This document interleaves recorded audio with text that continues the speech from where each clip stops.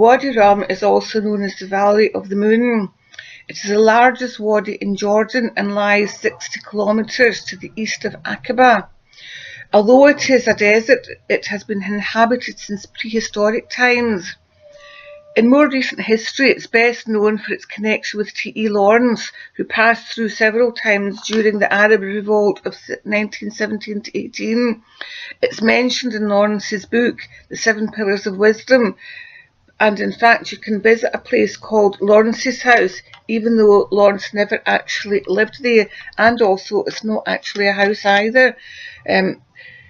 Wadi Rum is now one of Jordan's important tourist destinations, and there are hundreds of tourists go there every day.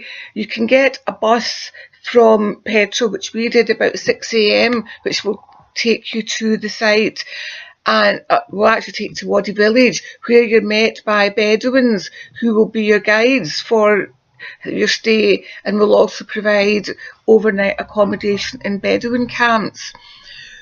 We elected to stay overnight and to employ a guide.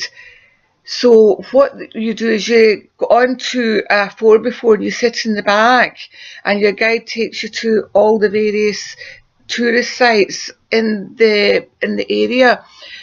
There's not so many tourists there at each site, because I think they go in different patterns so that you're not being inundated with lots of people at each one, but it does give you the opportunity of sitting on the back of a Land Rover and being taken through the various sites, looking at the beautiful rock formations, walking up the sand dunes, visiting Lawrence's house.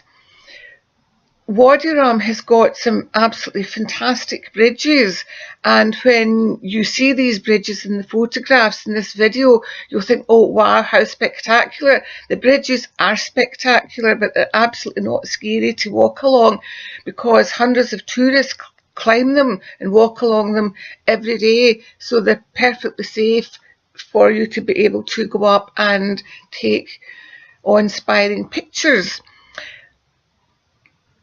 Although I said it wasn't very tourist, there were tourists about, so I was quite delighted, being a hill walker and also not be all that keen on tourist areas, to discover that Jordan's highest mountain is in Wadi Rum, and that we could climb that in a day.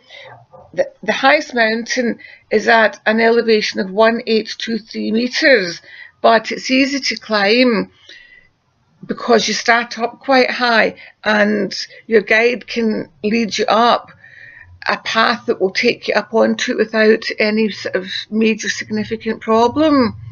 When you get up to the top of Jordan's highest mountain, which is called Jabal ad Dami, I think, maybe I'm pronouncing it wrong, you look down over Saudi Arabia, and so therefore you can see the first road in Saudi Arabia, and you can see a sort of watchtower thing.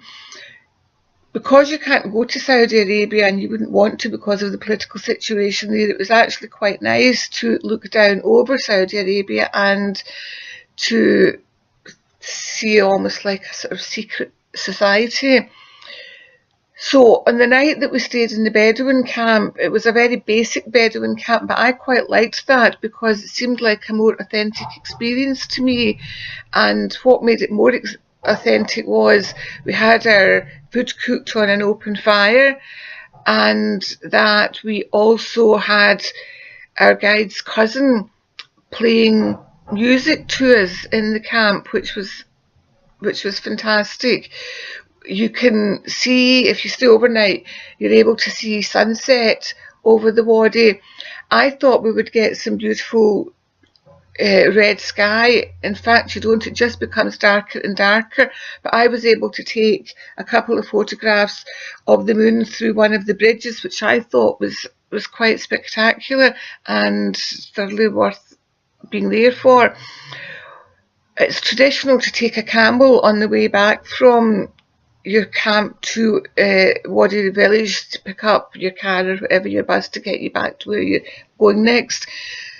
I took a camel ride, but I would say that it's not really my favourite thing to do. Camels riding isn't that comfortable. Your legs get really sore, and we were walking very slowly, which meant it took us absolute ages to get there, but I did it, and I won't be doing it again.